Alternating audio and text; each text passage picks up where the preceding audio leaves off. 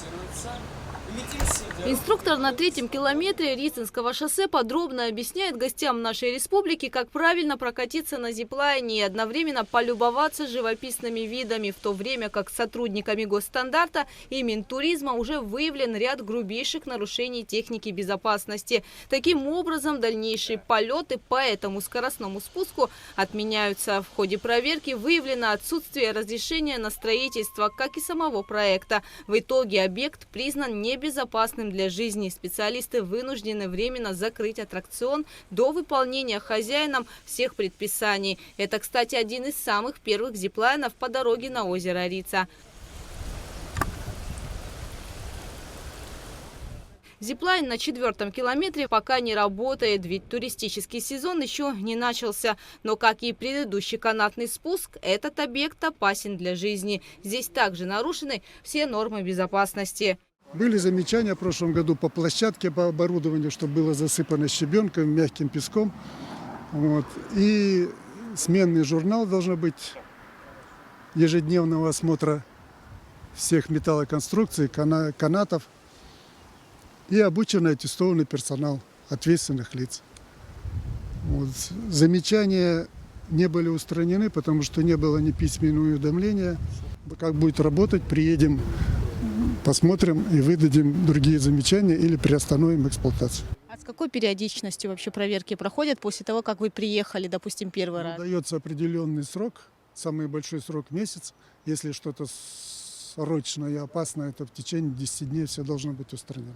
Прогнивший деревянный пол и опоры на смотровой. Так выглядит следующий зиплайн на 6-7 километрах. А сама канатная дорога просто держится на обычной деревянной доске.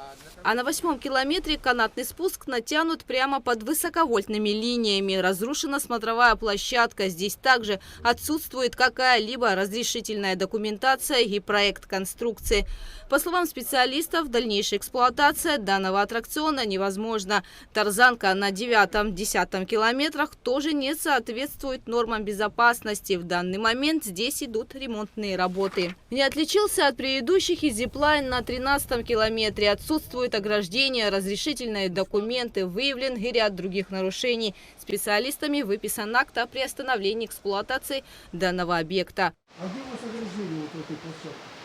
Здесь они летят отсюда. То есть мы сюда запускаем тех людей, которые летят. Ну, может улететь просто вот сюда. Вот здесь, Как вот недавно. Да, я вас понял, но у нас, смотрите, у нас вот там площадка залитая, вот за забором. Мы там людей одеваем, они уже готовы. Заводим их и отсюда Ничего уже не может начинаем. быть. Здесь должно быть ограждение. Не, я не спорю. Пока не вопрос, да. кто-то не упал, должны быть плакаты безопасности висеть. Не ходить, опасно. Да, да. Дальше Чтобы должен быть предупреждающие сменный знаки журнальчик вот здесь вот лежать у тебя. Вот мы должны приехать, и ты сейчас бы это открыл и посмотрел, и им показал, что я сегодня все осмотрел и расписался. Вот сменный журнал должен быть. Потом Это должна для быть себя лично. для себя. Да. И есть инструкция такая оператора аттракциона. Вот тоже она должна быть здесь лежать, что ты с ней ознакомлен и расписался. Потом еще журнал по технике безопасности, каски и жилеты. Спасательные. Зиплайн у Голубого озера – один из самых больших. В ходе проверки специалистами нарушений не выявлено. Кроме того, здесь строится большая смотровая площадка. Еще один канатный спуск находится за Голубым озером. Построен он с высокой смотровой площадкой. Однако здесь редко встретишь посетителей. Впрочем, по словам специалистов, этот объект тоже не соответствует нормам безопасности. В общем, из 7 зиплайнов по дороге на озеро Рица нормам безопасности соответствует только один. Все остальные эксплуатации не подлежат, а некоторые крайне опасны для жизни. Можно эксплуатировать только одну, которая на Голубом озере. Вот эта вот шикарная канатная дорога сделана с видовым мостом через речку. Остальные канатные дороги в процессе опасной эксплуатации. Нету ни проекта не составлено, нету разрешительных документов. Вот. Но основной, самый главный вопрос – это просто проект на канатную дорогу. В этом проекте рассчитывается все.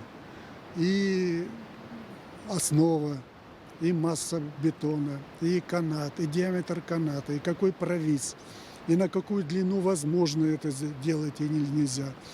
Вот. И смотрится, чтобы не было никаких расположений рядом опасных, то есть ни линии электропередач.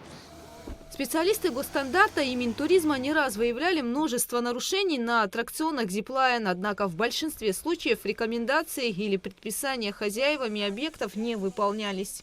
Мы ранее выдавали по этим объектам предписания.